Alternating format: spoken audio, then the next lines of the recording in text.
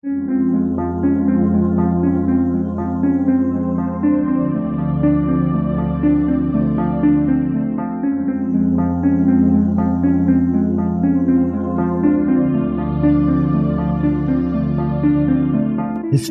tells the story of the world and of our lives.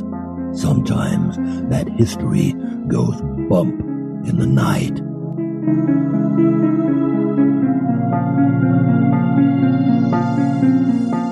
Broadcasting from the center of oddity and the supernatural in Central Florida, it's the History Goes Bump podcast. Hello, you spooktacular people. Welcome to this 566th episode of the History Goes Bump podcast, Ghost Tours for the Theater of the Mind. I'm your host, Diane. And this is Kelly. Kelly, on this episode, we're doing a location in your old state of California, which was suggested to us by our listener, Marisa Tull, and that is the Purisima Mission. Have you ever been there? I have not. There's a lot of missions in California. There certainly are. And I haven't been to any of them. I've only been to missions in Texas. Well, maybe next time we're there visiting, we'll go at least to San Juan Capistrano. Yeah, we might have to try that. Before we get into that, we want to welcome into the spooktacular crew, Jill, Sky with an E, and Caitlin, who spells her name Kaitlyn. Thank you so much for joining the spooktacular crew. And now, this moment in Oddity.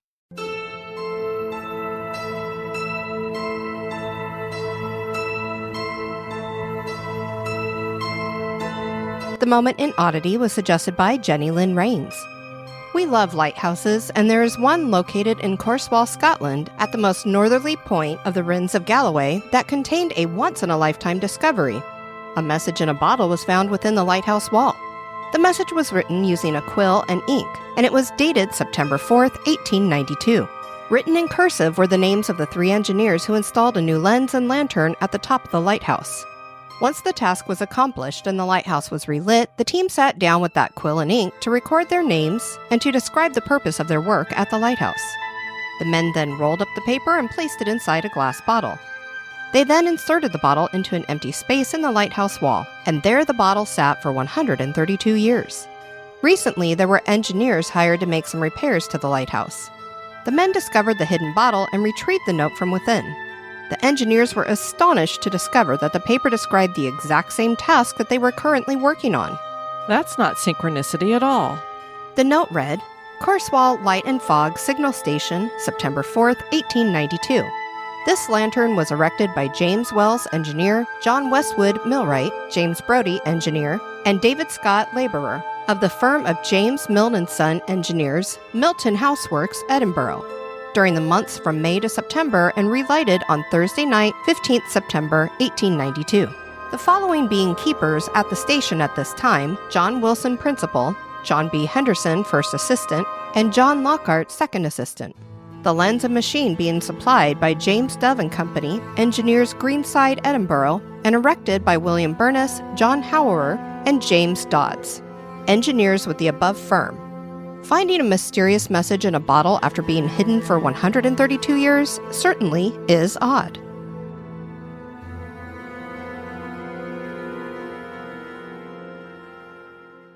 Grab your slippers, hot chocolate, flashlight, and maybe even that baseball bat. And now this month in history.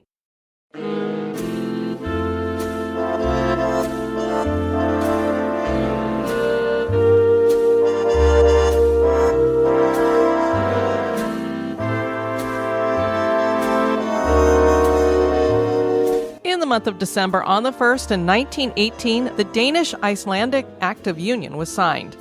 This treaty agreement established Iceland as a full sovereign state in a personal union with the Danish king. The state was then known as the Kingdom of Iceland, but was still connected to Denmark through a shared monarch. Iceland then had its own flag, government, and control over their domestic affairs. However, Denmark was responsible for managing Iceland's defense and foreign affairs. The treaty contained a clause wherein both Iceland and Denmark could request a reevaluation of the agreement in 1940. This clause allowed for the possible dissolution of the Union if no new compromise could be made within 3 years. In 1944, Iceland wanted to have the issue of its constitutional status and the question of full independence settled. Due to World War II, negotiations with Denmark could not be conducted. On June 16, 1944, Althing, which is Iceland's national parliament, abolished the 1918 Act. The following day, the Constitution of the Republic of Iceland was established.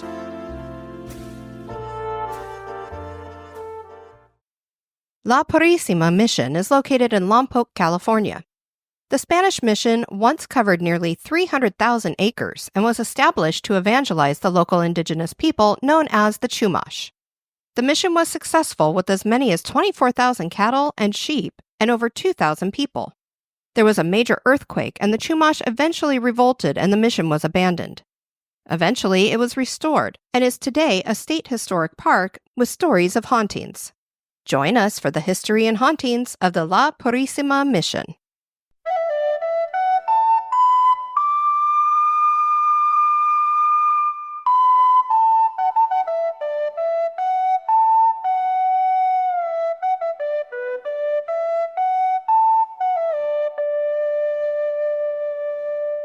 Lompoc is based on the Chumash word Lompoc, which means in the cheeks. The Chumash apparently like to name things for body parts, and they were the main people group living in this area. I wonder why they chose body parts. I don't know. This town has a very diverse history, starting with the indigenous people groups who lived and hunted here for 10,000 years before the first European settlers arrived. The Spanish building their mission would utterly change the culture, and a devastating earthquake in 1812 would change the landscape. After the mission was abandoned, a temperance society decided to make this their Mecca, and they purchased 43,000 acres in 1874. By 1888, Lompoc was an official city, and it began to thrive as a port was built for shipping. The railroad would change that at the turn of the century, and agriculture would become a main focus for the economy. The area would become known as the Valley of the Flowers. How pretty is that? I think it's quite deserty, though. Well, at some point they must have some flowers. I know, I'm like sure. where your parents used to live, your mom would send us newspaper articles when everything would all of a sudden bloom, those orange the wildflowers flowers and the poppies in the hills, yeah. Then it was discovered that diatomaceous earth could be mined here, and major mining operations began for that. And that is still one of the main employers here. Vandenberg Air Force Base was established as Camp Cook in 1941, and it was the first Air Force missile base. When the space shuttle program began, there were high hopes to use the base as a launch pad. The explosion of the Challenger in 1986 shut down the West Coast program for good. You remember when that happened, of course. It's one of those memories we have as kids. Yes. I think I was a freshman in high school when that happened. The area went into an economic crash, but tourism helped bring it back, and one of the top places to visit is the refurbished mission. This is the most authentically restored mission in California's mission system. The mission begins with Father Junipero Serra, who was born in 1713 in the village of Petra in Spain. His parents worked in the crop fields, and that is what he did as a child. But he would visit the Franciscan friary that was near his home, and his heart was really pulled that way. At the friary, he was educated, and his parents allowed him to become a novice in the Franciscan order when he was 17. He eventually became a full member of the Franciscan order and was given the name Junipero. In 1737, he became a full priest. The man was brilliant, and he earned his doctorate, and he decided to go on a foreign mission, and that is how he came to be in the Americas. He began in Baja California, which was under Spanish military rule. He and his fellow priests only had spiritual control. Father Serra noticed that as they moved through Baja California that the native population was dwindling. They were killing indigenous people with disease, particularly syphilis. I'm curious, what were they doing with the indigenous people when they get syphilis? That was my question. Yeah. He moved further into California, and he devised a plan to build 3 missions along California's central coast. Serra planned the mission, but he didn't get to see it come to fruition. He had passed away in 1784 from tuberculosis. His successor was Spanish priest Father Presidente Fermin de Lasuen. He was born in 1736 and he became a Basque Franciscan. Lasuen would be known as the Forgotten Friar, and he was often lonely and depressed. The priest should have been memorable as he founded 9 of the 21 missions in California. So I was like, how did he become the Forgotten Friar? He did a lot of work there. Yeah. He dedicated the La Purisima Mission on December 8, 1787, with a focus on evangelizing the Chumash. The Chumash had a difficult decision to make. They could either convert to Catholicism and join the mission, or they would have to leave the region. I just love that. It's like either you convert or you're out. That's not the way I think Jesus meant for this to happen. Definitely not. In those first few years, several thousand Chumash were baptized into the Catholic Church. The price would be heavy for the Chumash. The Spanish brought many diseases with them. Hundreds died from chickenpox and measles. Those first years there was a lot of building at the mission as well. Over 100 adobe buildings were built and livestock were raised. A water system was designed that would help with the growth of crops. This was a prosperous time for the mission until the morning of December 21st, 1812. The Santa Barbara earthquake shook the ground beneath the mission, scaring the priests, soldiers, and indigenous people. This quake wasn't too bad, but the one that followed 15 minutes later was so intense that the adobe walls of the buildings shattered and most of the mission was turned to ruin and rubble. The priests described it as presenting the picture of a destroyed Jerusalem. Damage happened to all of the missions within a 100-mile radius. Soldiers at the Presidio in Santa Barbara abandoned it, opting to build thatch huts, which proved to be a good idea because the area was plagued by earthquakes for months. The Presidio is a haunted location itself with stories of ghostly nuns and priests and soldiers.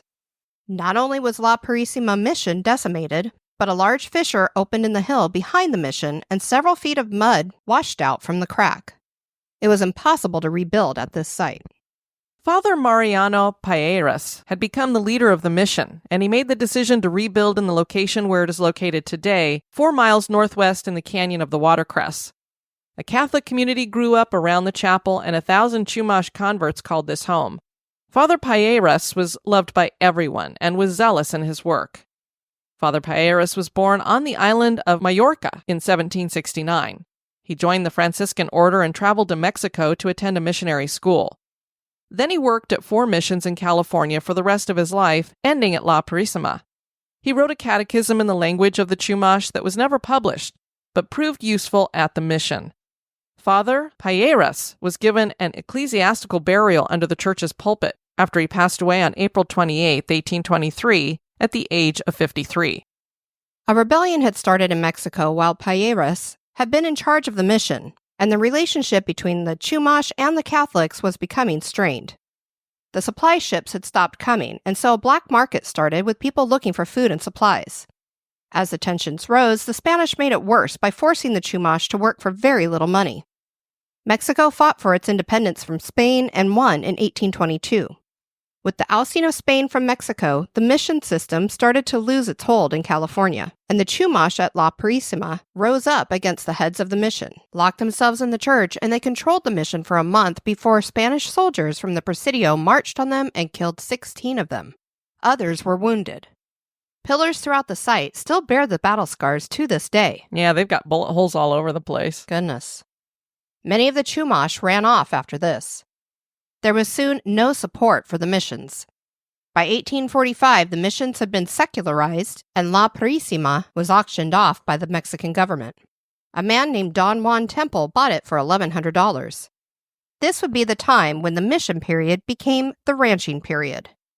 The Catholic Church acquired the title to Purísima in 1874 after going to court, but there was no reestablishment of the mission. The land was sold in 1883 without including the cemetery or the church, which by this time was in ruins. The residence building was used as housing, a blacksmith shop, a barn, a general store, and a saloon. Ooh, I bet the priests loved that part of their property eventually became a saloon. Eventually, this building was abandoned after a fire destroyed part of the building. The Union Oil Company bought the land after this and then deeded it to the Landmark Club of California in 1905. They made a deal that the club had to repair the residence building, but they weren't able to raise the capital needed, and the Union Oil Company got the title back. The Catholic Church retained ownership of the chapel through this whole time, and they joined the Union Oil Company in 1934 in giving the property to the county of Santa Barbara. California and Santa Barbara County bought more land, growing the property to 507 acres. So it went from being 300,000 acres to hardly anything, and now they're buying back some land to get it to 507 acres. This became La Purísima Historic Monument under the Division of Parks. The National Park Service used a civilian conservation corps camp to help restore the site. This is today a living museum. A museum with ghosts.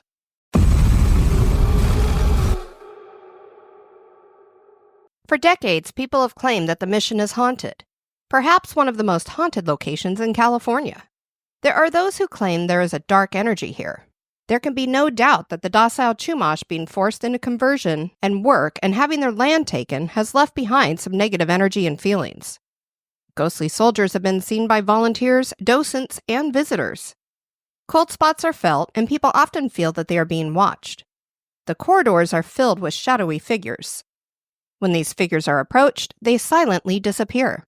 Many unexplained sounds are heard, including disembodied footsteps and whispers. Doors slam shut on their own. There are also reports of a spirit people call the Weeping Woman. Visitors claim to hear her cries near the cemetery, and others have seen her apparition wearing period clothing. At the time when the mission moved from the mission period to the ranching period, there was a fiesta held on the site, and a woman named Anita caught the eye of two different men. These men were named Jorge and Vicente. They challenged each other to get Anita's attention. And Kelly, get a load of what they decided to do as a challenge. I mean, you could maybe challenge each other to a fist fight, or maybe a race on horseback, something like that. The men were going to ride horses and try to grab 3 chickens that had been buried in the dirt up to their necks. They were to ride at a full gallop, grab the chickens, and wring their necks. Ew. So you're going by, and I don't know how you go by and grab a chicken out of, I'm thinking it was more like sand than the clay that you were used to there in California, I'm hoping. But what an awful thing. Yeah. We're going to ride, grab some chickens, and wring their necks, and that's how we're going to get that woman to notice us. Jorge didn't get any chickens, and Vicente got all 3. Jorge later fought with Vicente, and he killed Vicente. The body was buried somewhere around the soldiers' quarters. Jorge ran and was never captured. The spirit of Vicente is said to haunt the soldiers' quarters. Bill Henry was a longtime docent, and he had several experiences over the years that he shared with the Lompoc Record in 2012. He was dressed as a soldier for a presentation, and he felt something push or shove him from behind. When he turned, there was no one behind him. Early one morning, he was opening up the park buildings, and he had his young granddaughter in tow. Both of them suddenly started hearing what he calls death chants. The granddaughter was terrified by them and wouldn't return to the property. Death chants. That sounds fun. You're gonna die. I'm gonna bury you. Henry also saw the spirits of 3 girls perched in the window seat of the quartel, which is the soldier barracks. Henry says of the mission, there are some things that just cannot be explained away, including sounds, lights without a visible source, and random movements. Bill told Ghost Adventures that he was cleaning up after Founders Day festivities, and he went into the soldiers' quarters and saw bare footprints in the sand in an area that is locked up and the public doesn't have access to. And of course, you'd be wondering why people would be running around barefoot on the property anyway, because anybody who works there is usually dressed in some kind of period clothing, so they've got boots or something on. And if you're visiting, you're not going to walk around barefoot. No, definitely not. And now a little break for a word about one of our sponsors.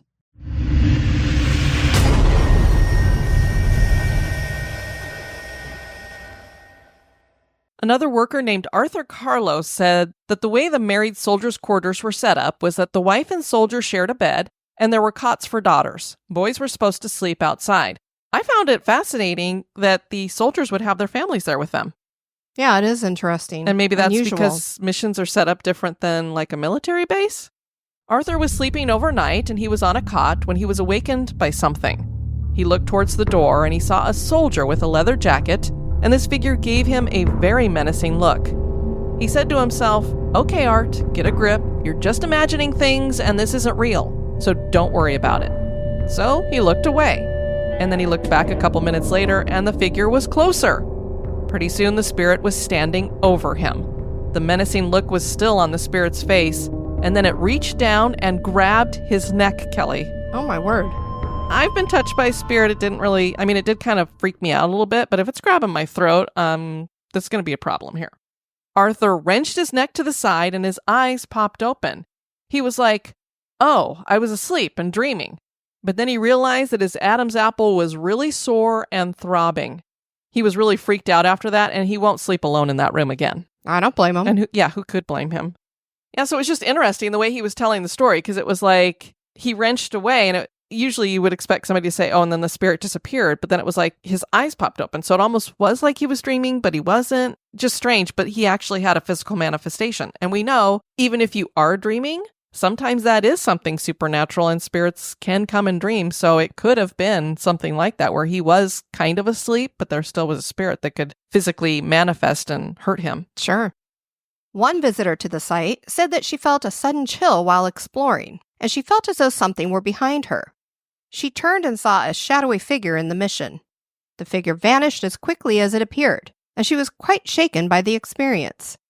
Another woman had been visiting, and she had dressed up as a vaquero, and she was walking near the sacristy door, a place where women were not allowed during the mission time, and this woman was thrown back up against the door. That woman never returned to the mission. That's kind of terrifying because not only are you having a physical manifestation that is being aggressive in that way, but is that how they were treating any women who were near the mission back in the day? Could be. I'm like, wow. A volunteer at the mission was working late and they heard faint chanting in the chapel. He was the only person at the chapel, so he couldn't figure out where this chanting was coming from.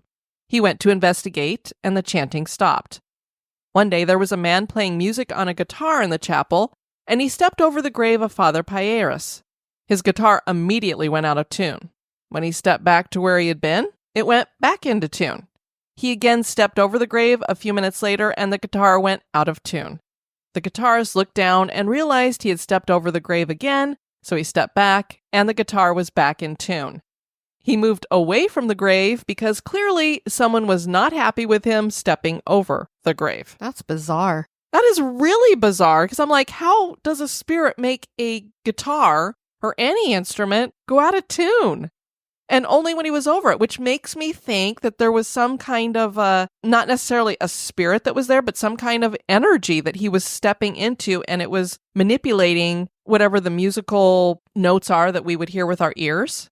So it was almost like you were hearing the notes coming through some kind of a dimensional, weird plasma kind of thing. Yeah, it's so I mean, strange. I could go all over the place with that.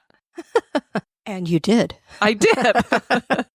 Richard Sennett is a world-renowned paranormal investigator out of California. He is a California historian and lecturer, so he has visited the mission many times. On one of those visits, he led a team of students and psychic researchers. He said, independently, the group's members felt cold spots throughout the church at the mission. Many had an odd feeling, and one of the students said he had the sense of fear or unease while inside the church.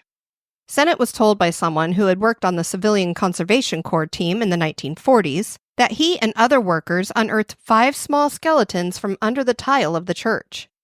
Sennett asked this worker to join him at the mission and show him where the skeletons had been found in the chapel. Those spots matched up with where the students had felt the cold spots. So again, now I'm like, is this another emanating energy from these graves that are in the chapel? Obviously, I don't think that these were marked graves with these small skeletons. Yes, I'm sure not. Which makes me wonder, why were they buried in the chapel? Because that was usually left to somebody like a priest or something that would be of a little bit higher, I don't know, level or something like that, that they would have the honor of being buried in the chapel. Right. And there is a cemetery on the grounds. So now I'm wondering, did they accidentally build the chapel over a graveyard or what was happening there? I need to know more. Maybe it was prior to the earthquake and then they rebuilt it and that's what I'm wondering. Got the location wrong. Yeah. Because I just can't imagine why they would bury 5 children's bodies inside the chapel like that and then not mark the graves. Sennett told Ghost Adventures that he's had 3 dramatic experiences at the mission. He was in the chapel alone one day and walking down the center when he got really dizzy. And he looked down to catch his bearings. And when he looked up, there were 3 Native Americans kneeling on the floor up near the altar. He described them having long hair, and one had a blanket thrown over their shoulders. Their clothes were all dirty and ripped up, and he distinctly remembered seeing one with pockmarks all over his face. He believes those marks were from smallpox, of course. And Sennett was positive that this wasn't a vision from the past or something residual because one of the Native Americans turned and looked at him, and then they all just disappeared. The second experience happened in the weaving room. Sennett was standing near the door and he heard flute music. It was just a few notes, and he didn't see what was causing the sound. Sennett took the crew over to the Padres' quarters, and it was here that he saw the ghost of a greyhound dog. It was curled up on the floor sleeping. It woke up, looked at Sennett, and then disappeared. And at the time, Sennett had no idea that they actually had greyhounds at the mission. So it was kind of cool that he had that experience because then it was verified, yeah, they actually did have greyhounds here. Interesting. I wouldn't have guessed that either. Novelist Tamara Thorne was at the mission and she heard disembodied voices speaking something other than English. A visitor named Steve claimed to see the ghost of a padre in the padre's quarters. It's believed that this was the ghost of Father Payeras. The bed in here always seems to mess itself up too.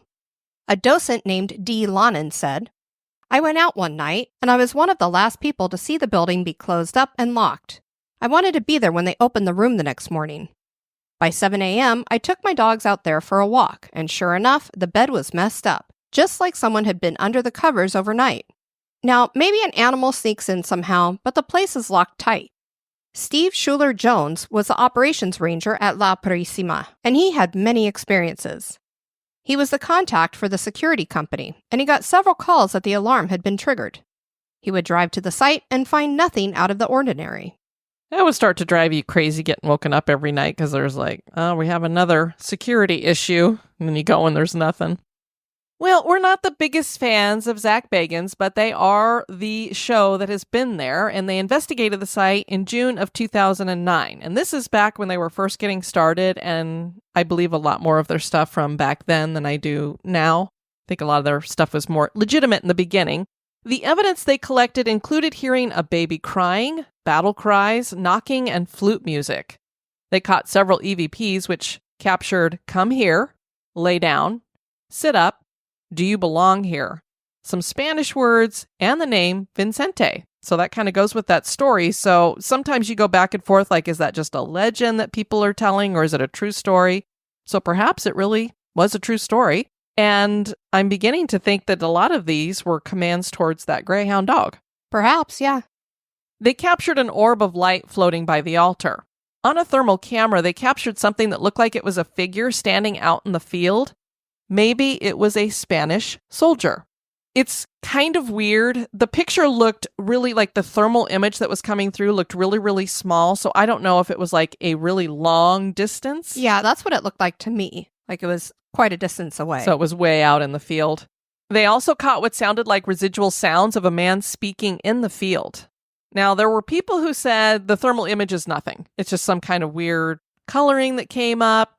But they actually had a side-by-side of when they came past that same area before, and there was nothing there. Now, maybe it was an animal that poked its head up. I'm not sure. And there was a guy that was kind of identifying the parts of the uniform with the crossing of the straps across the chest and that sort of thing, and that was showing in the thermal image. I think that was Richard Sennett. I can't remember now, but I think it was Richard Sennett who had looked at it and said that looks very much like what the soldiers would have been dressed like back then. I also ran across this. This is someone going by the username C. Wilson LPC, and they defended the thermal signature that was caught by Ghost Adventure, saying, "With regards to the thermal photo, it's relatively hard to debunk. The area they pointed at was towards the south of the mission along Purisima Road. If it was a false positive, there would have been heat signatures of all the animals in the paddocks there, since from their direction, alongside any heat signatures from passing vehicles and wildlife in the brush, the paddocks would have been adjacent to their angle. There is the possibility of a trespasser since people do hike the trails there at night, but it would have been extremely unlikely since the trail access points come from the far north of the mission complex, at the base of the Mission Hills neighborhood, a good 45 to 60-minute hike. And the only other access points would have been guarded, all Purisima Road entrances. The Spanish soldier guess is reasonably accurate, however, since the Spanish were outside the complex during the revolt, while the native Chumash were inside. The other thing that I was thinking about is when we saw it, it was like it captured it just standing there. If it was somebody hiking through, I would think that you would have, it would have been like a video they were showing us. Yeah. You could see the heat signature moving the whole way. Right. Same thing with an animal. It would be like, wouldn't you see the animal like continuously moving? Or as they pointed out, there's multiple animals there in paddocks, so wouldn't you see a whole bunch of them? Definitely. So it was interesting. Zach and crew also experienced the really common occurrence of the bed getting messed up on its own in the Padres' quarters. The mattress and sheets were pushed up. Nobody was in the room from the time they were shown the room. When the room was first shown, the bed was neatly made. The crew also had a bizarre temperature fluctuation that we've never seen before. Their temperature gun went from 70 degrees to 40 degrees in the weaving room. And it was very quick. It was dramatic. Maybe it was a malfunction, but if not, that was really weird. Indeed. You and I have had the temperature fluctuations when we've taken our temp gun out. We don't do it as often as we used to. We should probably get that out a little bit more often, especially if we're feeling something. It was either a malfunction but they keep using the same temperature gun. So it's like, why would it just malfunction once? And to me, when somebody describes a cold spot, that's what I'm expecting. If you're just feeling a little slight chill, it's like, is that really? If it is a spirit and it's generating some kind of a cold spot, I would think that it would be something that is very dramatic like that. Right. And where you could just feel it putting your hand into it and out of it. Exactly. And it didn't really feel like a cold spot to me, but at the St. Augustine lighthouse, when I reached into the area that Kathy said that she felt like there was a child or something holding her hand, I felt that pins and needles kind of feeling, but I didn't feel like a cold spot. But you would think if you reached into something like that, you would feel kind of something weird. La Purísima Mission is a reminder of a history where the indigenous people were pushed into changing their culture to suit strangers to the land. We have found time and again that subjugation of native people and causing their deaths through sickness or war leaves a psychical energy that manifests in a supernatural way. Is that what is happening at La Purísima Mission? Is the mission haunted? That is for you to decide. Well, we'll definitely have to check out one of these missions. I've heard that they're all haunted. And we've had somebody suggest to us to do the Presidio as well. So I'm sure in the future we will get around to doing that. I want to point you guys towards our website at historygoesbump.com. And if you'd like to send us some feedback, you can do that at historygoesbump@gmail.com. You can also leave comments at our various social media places like Instagram or Facebook or over on our YouTube channel. We got this under episode 183 about Point Lookout Lighthouse. This is Joe Dunbar Jr. 30 years of my life was spent in Southern Maryland. If you don't believe in ghosts, this place will change your mind. Go down there on a warm summer's night and sit on the porch of the lighthouse or over at the picnic table by the new restroom just before the loop at the end of the road. Old residents of the point or prisoners will make themselves known to you. Sit there long enough and you will become a believer. Interesting. Yeah, now I want to go over to Point Lookout Lighthouse and hang out there at night and see. Thanks for sharing that, Joe. Thank you to all of you who have been sharing your Wrapped from Spotify with us. We've been in the top 5 of a lot of people, Kelly. Yes, we love it. It's very cool. Thanks for listening to us. And thank you for joining us on this episode. I've been your host, Diane. And this has been Kelly. You take care now. Bye-bye. Bye-bye. This episode is brought to you by our executive producers. Dispatches from the Grave Digger. We want to welcome back Ambar Moravitz. We're going to be burying you under an obelisk headstone. Thank you so much for supporting History Goes Bump. You can find History Goes Bump on Spotify, iHeartRadio, Stitcher, Apple Podcasts, Pandora, Google Play, and anywhere you can listen to podcasts.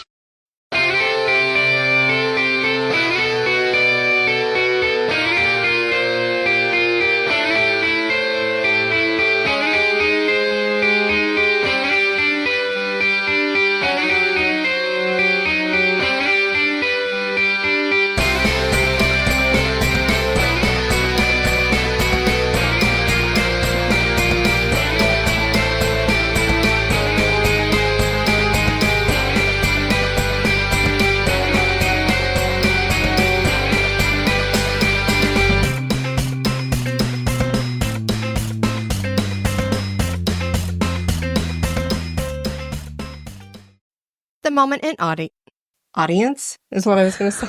The moment in audience. I'm not awake yet. I've only had one sip of my coffee. A man named Don Juan Temple bought it for $1,100,000. He bought it for $1,100,000. $1 million. It was actually $1,100, Kelly. It's just a slight difference. I need more coffee. Maybe it was a Spanish shoulder. Maybe it was a Spanish. I cannot say the word. I cannot say the word soldier. I can't say it. I just cannot. It's one of those words that, maybe it was a Spanish Spanish, because I'm getting ready to say soldier, and I'm like, I can't do it. Maybe it was a Spanish soldier.